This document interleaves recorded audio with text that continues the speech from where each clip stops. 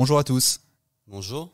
J'ai à côté de moi Grégory Gauthier qui est courtier en prêt immobilier depuis 5 ans pour la société Immoprêt franchisée à Caen. Ça fait 13 ans qu'il est dans le domaine bancaire. Aujourd'hui, je l'ai invité dans ce podcast de la Minute du Propriétaire pour parler d'une nouveauté qui concerne l'assurance emprunteur. On a des bonnes nouvelles à vous annoncer, ça va dans le bon sens. C'est parti, jingle.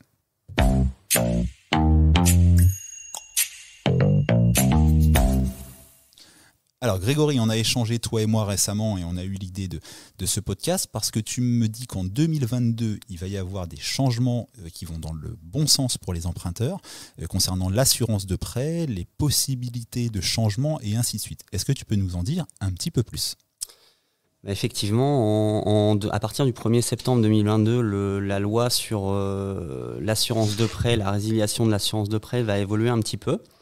Donc il y avait eu plusieurs évolutions sur les dernières années. La première était la loi Hamon qui permettait de résilier l'assurance emprunteur dans l'année qui suit l'accès à l'offre de crédit. D'accord. On a eu ensuite la loi Bourquin qui permettait de résilier sur les années suivantes, mais avec une contrainte de date anniversaire de l'édition de l'offre de prêt. Les gens le faisaient assez peu en vrai. Les gens le faisaient assez peu parce qu'on avait souvent un aller-retour de la banque qui disait que les montants n'étaient pas bons et du coup les clients étaient obligés de se réorienter vers les assureurs et perdaient un petit peu patience et finalement n'allaient pas au bout de la démarche. Donc c'était une bonne possibilité mais assez peu mis en œuvre. Exactement. Ok. Donc voilà, le but c'était de libéraliser un petit peu le marché de l'assurance emprunteur. En sachant qu'il y a des possibilités d'économiser beaucoup d'argent sur ce sujet-là dans le cadre de votre prêt immobilier. Donc voilà, cette loi, elle va permettre Alors, elle a deux avantages. La première, c'est qu'elle va ouvrir l'accès au crédit à des personnes qui ont eu des problèmes de santé ou qui ont des problèmes de santé, puisqu'on n'aura plus de questionnaire de santé pour les prêts.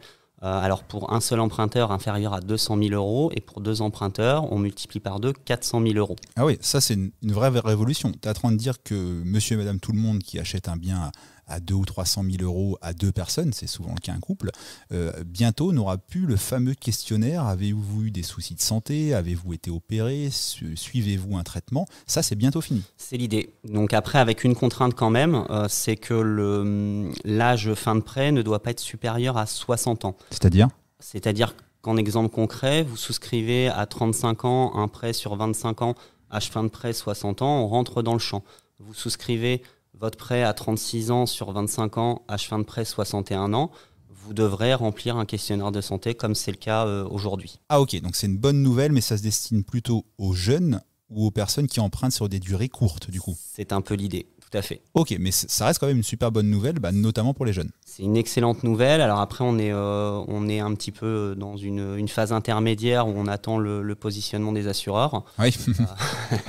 Sur la question de la tarification, l'idée étant que il est possible quand même que les coûts augmentent. Alors, je ne pense pas déraisonnablement, mais qu'ils augmentent un petit peu pour compenser le risque associé à l'adhésion sans questionnaire de santé. Si on compare ça à la santé, c'est un peu comme là on payait réellement ce qu'on allait coûter par rapport à son profil de risque. Donc les gens en bonne santé c'est moche mais payaient peu cher, les gens en mauvaise santé ou plus âgés payaient plus cher. C'est pas forcément un système très, très égalitaire mais c'était ça. Et là on va mutualiser tout ça, mais du coup certains profils qui payaient moins cher risquent peut-être, on parle au conditionnel, de payer un peu plus. C'est tout à fait ça. Mais au moins, c'est peut-être un peu plus humain, un peu plus sociétal dans l'air du temps de mutualiser, de donner l'accès à des gens qui avaient des soucis à emprunter. C'est une approche qui me convient plutôt bien. Super. Le Crédit Mutuel s'était mis dans la brèche. Il y a quelques mois, j'ai vu des pubs qui m'ont fait rire. Elles sont toujours drôles, les pubs du Crédit Mutuel. C'était déjà lancé un peu là-dedans ? Oui, tout à fait. En fait, le Crédit Mutuel avait déjà anticipé sur ce sujet-là en proposant à leurs clients fidèles de souscrire sans questionnaire de santé. Donc ça veut dire aussi que sur les nouveaux clients potentiels qui se dirigent vers le Crédit Mutuel, aujourd'hui, en tout cas avant le 1er septembre, ils ont des questionnaires de santé. Donc ils ont été un peu précurseurs, on va dire. C'est ça, précurseurs, mais dans un certain cadre. Ok. Alors, pour terminer, quels conseils on pourrait donner à quelqu'un qui va acheter un bien immobilier et du coup emprunter et du coup devoir souscrire à une assurance. Il y a toujours le banquier qui va vouloir se positionner des fois avec des bons contrats, tu vas nous donner ton avis, ou moins, et il y a la notion d'économie de la délégation. C'est quoi ton avis là-dessus ? Alors, ce qu'il faut savoir, c'est qu'aujourd'hui, le marché de l'assurance, on va dire que les banquiers aujourd'hui détiennent 90% des contrats d'assurance emprunteur. Ah oui. C'est très important. Ok. Parce que le marché était un petit peu verrouillé et qu'il y a un manque d'informations sur le sujet. Donc, le conseil que je pourrais donner, c'est effectivement de pouvoir s'adresser à un courtier qui va rechercher le financement immobilier, mais qui va aussi regarder les garanties et le prix des contrats d'assurance emprunteur proposés par les établissements bancaires. Si effectivement c'est trop cher et pas assez couvrant, ou trop cher et très couvrant, il est possible aussi d'aller voir à l'extérieur, c'est des compagnies d'assurance que vous connaissez tous, AXA, Generali, Allianz, les tarifications avec des niveaux de garantie qui sont équivalents et des coûts qu'on peut diviser par 2 voire par 3 en fonction des profils.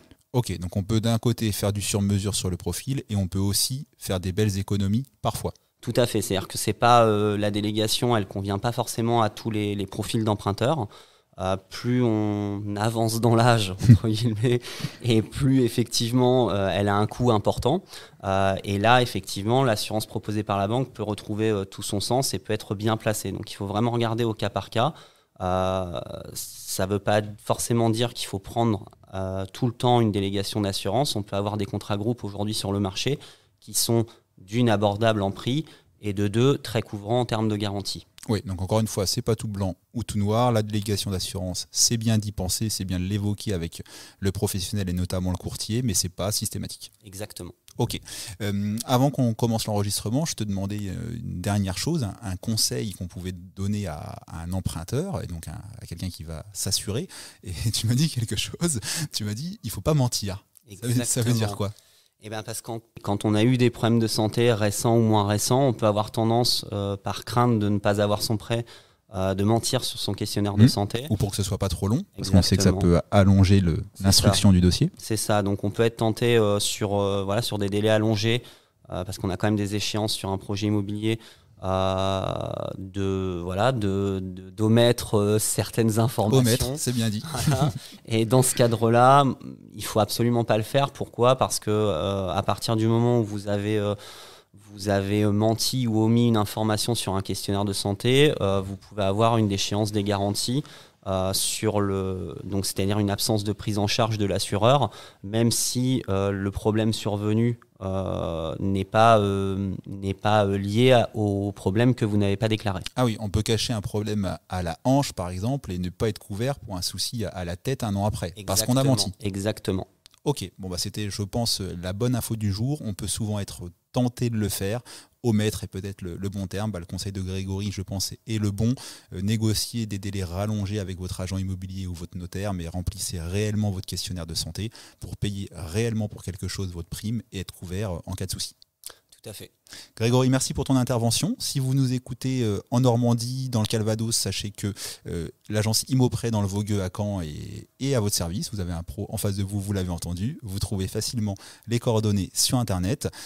J'espère que ce podcast vous a plu. C'était la Minute du Propriétaire by Visit & Co. On vous dit à bientôt. Salut. À bientôt.